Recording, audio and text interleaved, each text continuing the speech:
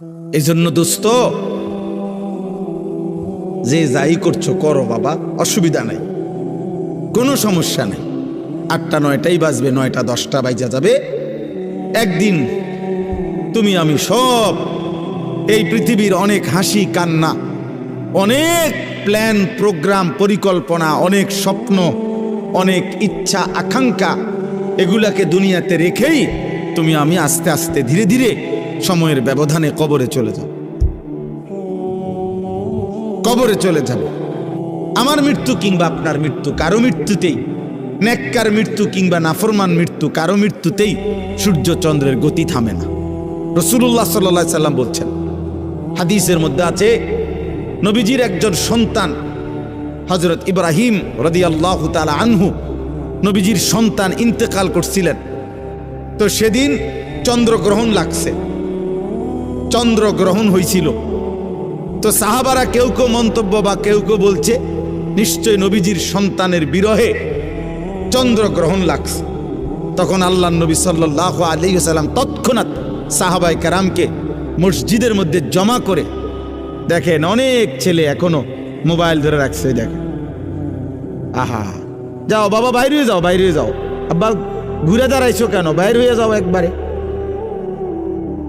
বের হয়ে গেলেই হলো, অসুবিধা কি? এখানে ভোটের কোনো বিষয় নাই। জি, অতএব বলতেছে রাসূলুল্লাহ সাল্লাল্লাহু আলাইহি ওয়াসাল্লাম তখন সাহাবায়ে কেরামকে মসজিদে নববীতে ডাকছে। ডাইকা নবীজি খুতবা দিয়া বলছে যে আল্লাহর কসম সাহাবারা শুনো, নিশ্চয়ই কারো মৃত্যুতে সূর্যগ্রহণ কিংবা চন্দ্রগ্রহণ হয় না, হয় না, বরং সেটা আল্লাহ তাআলার কুদরতি নিজাম, আল্লাহ তাআলার কুদরতি নিজাম। সব কিছু আল্লাহ তাআলা তার ধারাবাহিক নিজামে আল্লাহ তাআলাই চালাচ্ছে। এজন্য আজকে আমার প্রথম কথা এটা যে কবরবাসীদের মাগফিরাত কামনায় মাহফিল। ধরে নেন কবরবাসীদের কথা মনে পড়েন, ওনাদেরও অনেক স্বপ্ন আকাঙ্ক্ষা পরিকল্পনা ছিল। ব্যস্ততম এই দুনিয়ায় ওনারাও, আমার আব্বারে আমি যতদিন বুঝছিল, আমার আব্বারে আমি যতদিন দেখছি, আমার আব্বা ফজরের নামাজের পর থেকে রাত 10টা পর্যন্ত আব্বাকে দেখতাম। এক নম্বরে উনি মানুষের বাসায় বাসায় কুমিল্লা শহরে একটা সাইকেল দিয়া প্রাইভেট পড়াইতো, এই বাচ্চাদেরকে কোরআন শরীফ শিখাইতো। আমার আব্বা আলেম ছিলেন, 5 ওয়াক্ত নামাজ মসজিদে ইমামতি করতেন, আর একটা প্রাইমারি স্কুলে মাস্টারি করতেন। এই 3টা কাজ ছিল আব্বার মূল। মসজিদের 5 ওয়াক্তের ইমাম, আর প্রাইমারি স্কুলের মাস্টারি করতেন, আর মানুষের বাসায় বাসায় প্রাইভেট পড়াইতো তখনকার সময়। তো আমার মনে আছে আব্বার এই সারাটা বছর দেখতাম কথা একটাই বেশি কইতো, আব্বা সময় নাই, আমার সময় নাই।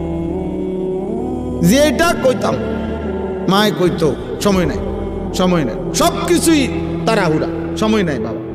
ডাক্তার দেখাইতে গেছে, ডাক্তার সাহেবের কাছে আগেই দেখা করুন, ডাক্তার সাহেব আমার সময়, আমার নামাজ, আমার জামাতের টাইম হয়ে গেছে, আমার জামাতের টাইম হয়ে গেছে।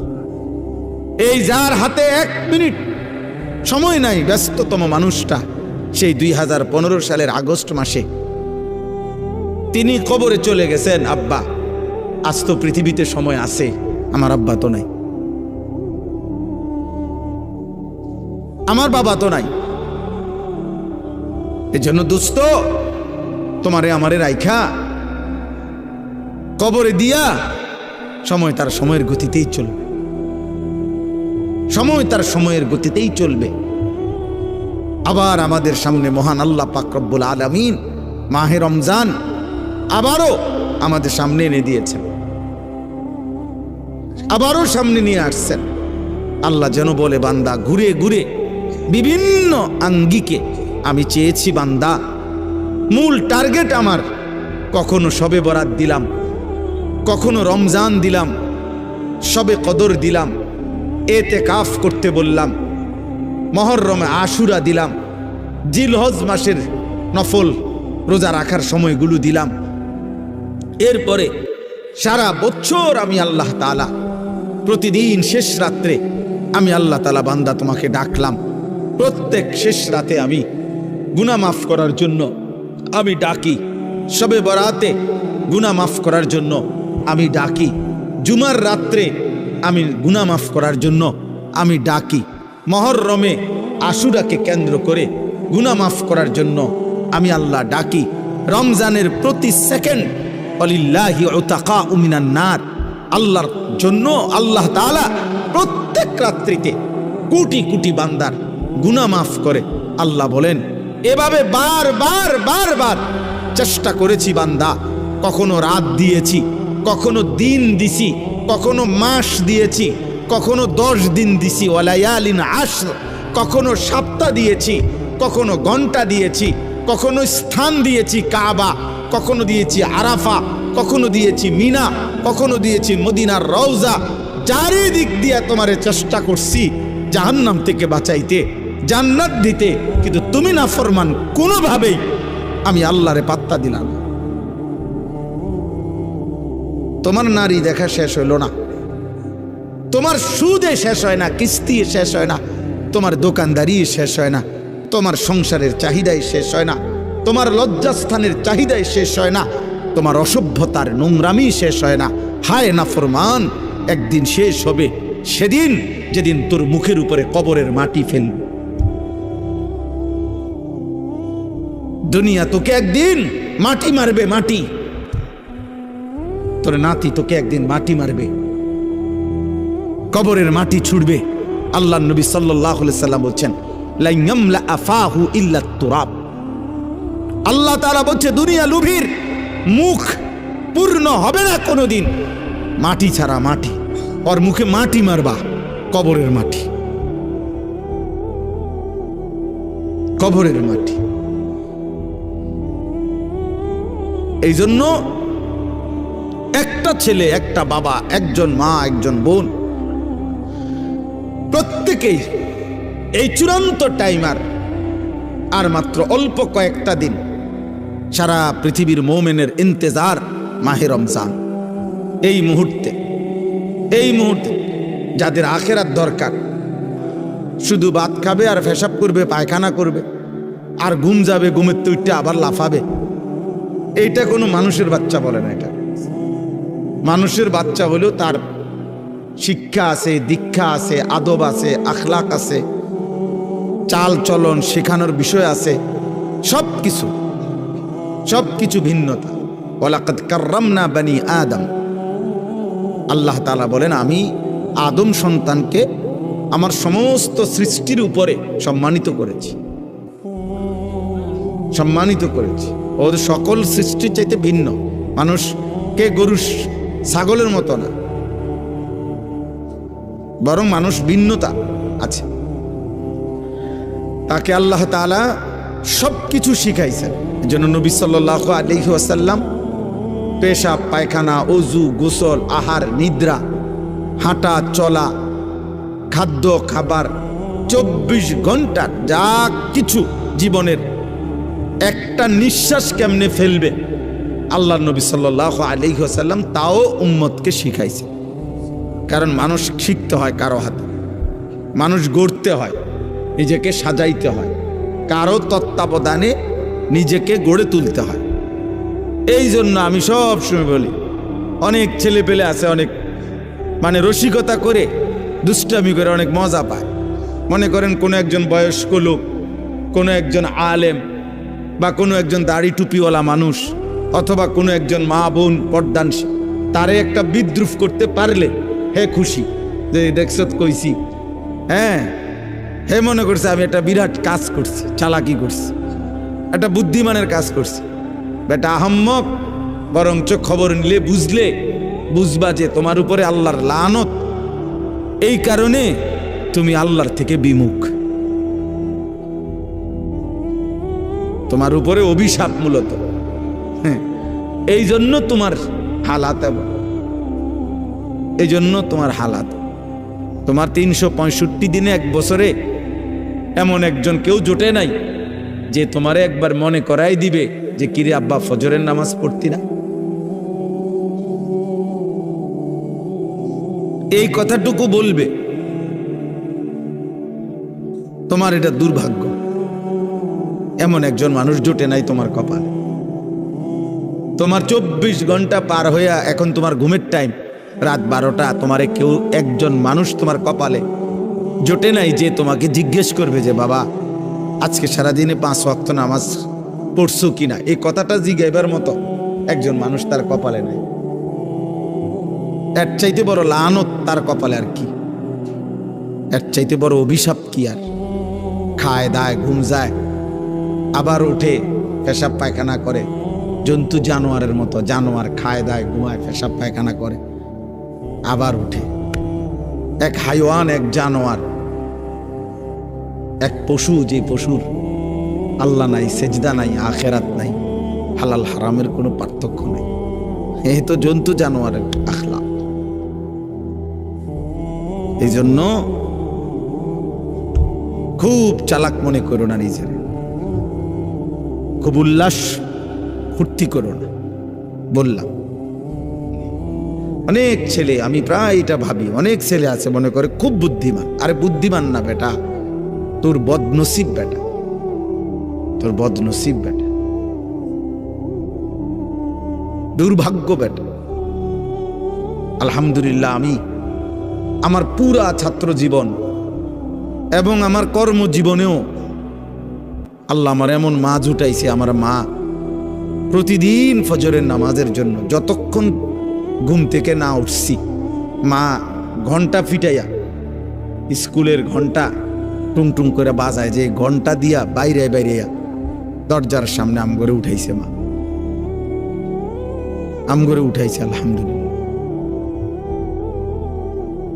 বহুদিন আমার যখন একটা বাচ্চা হয়েছে, আমার বিবি বাচ্চা আছে, আমার সন্তান আছে যখন, তখনও মা আম করে দরজার সামনে আইসা দরজার ঘন্টা ফিরত।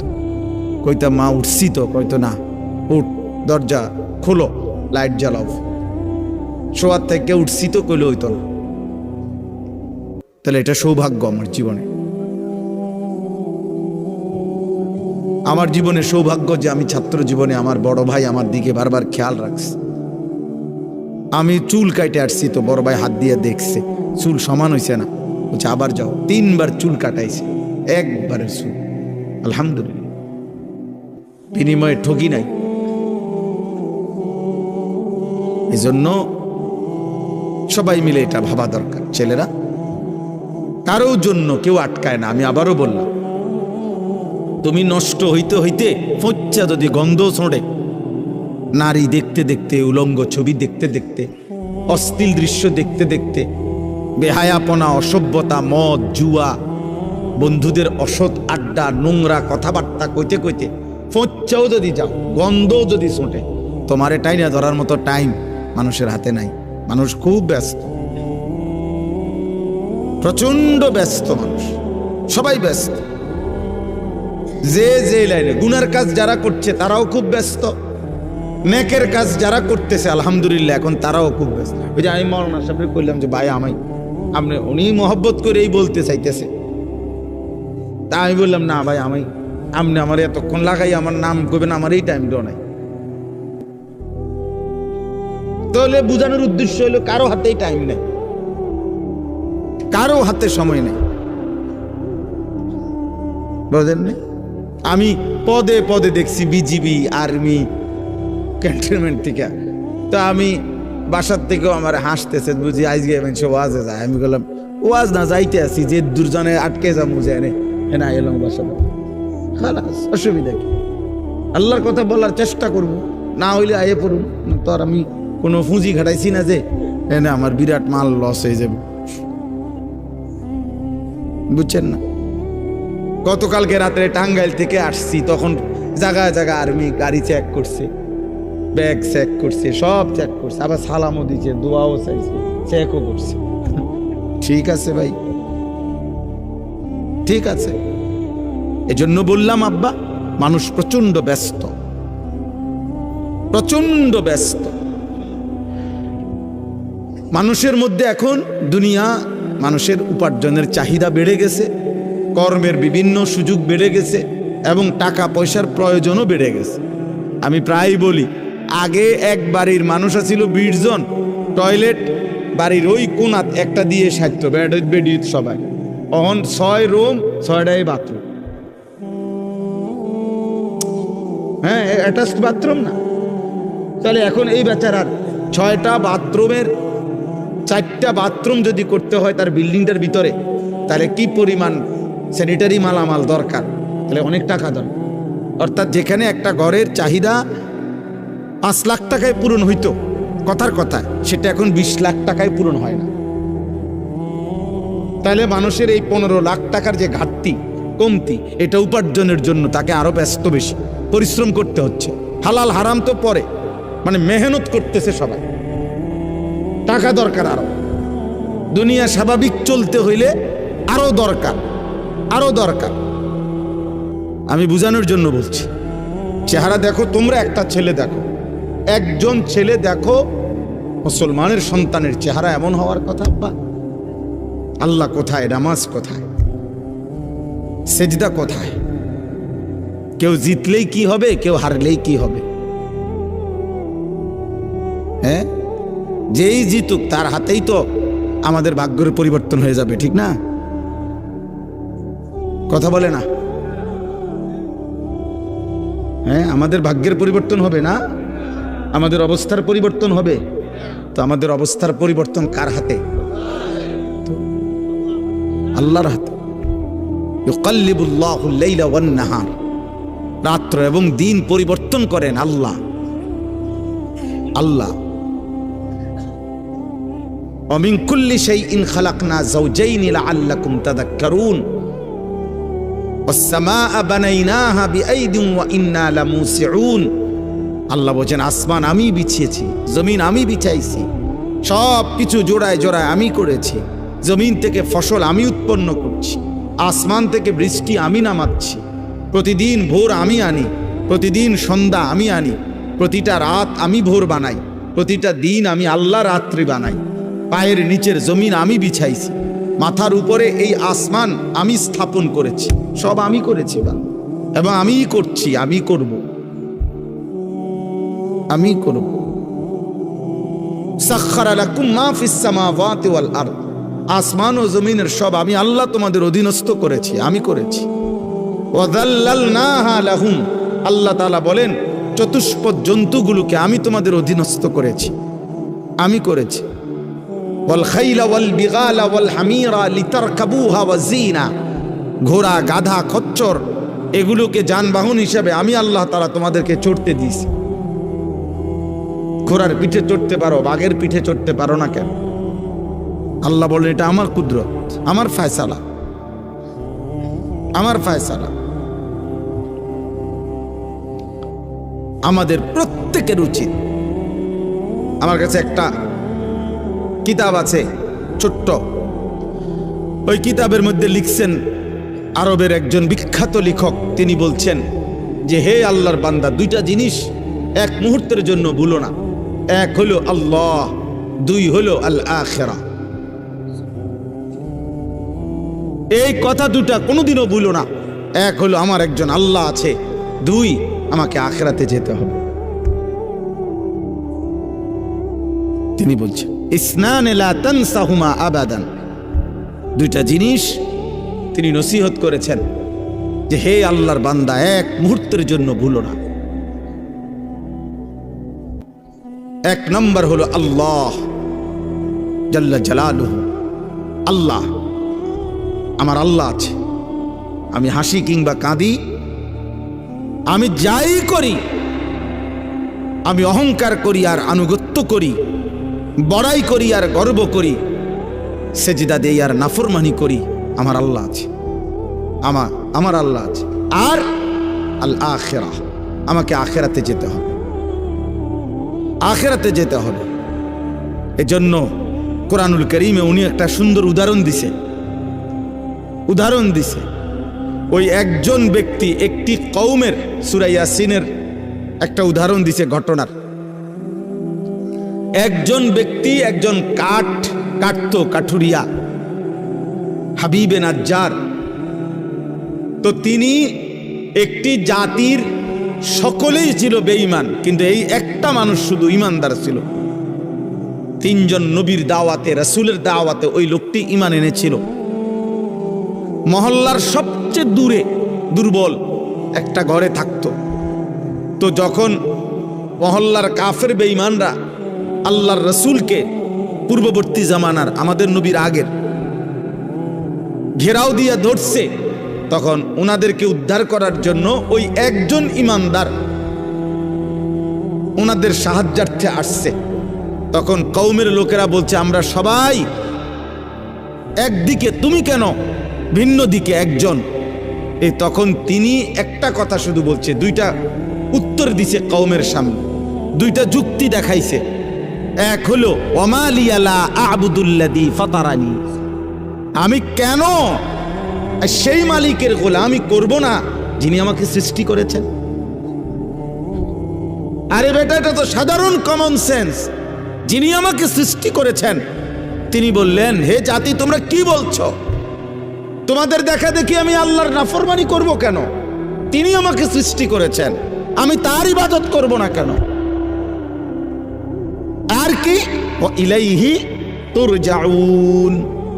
দ্বিতীয় হলো, আমি তো এটাও জানি আমাকে তো তার কাছেই ফিরতে হবে আখিরাতে। তাহলে আমি আল্লাহকে ভুলবো কেমনে? তিনি না আমাকে সৃষ্টি করেছেন। আমি আখিরাতকে ভুলবো কেমনে? আমাকে না সেখানে যেতে হবে।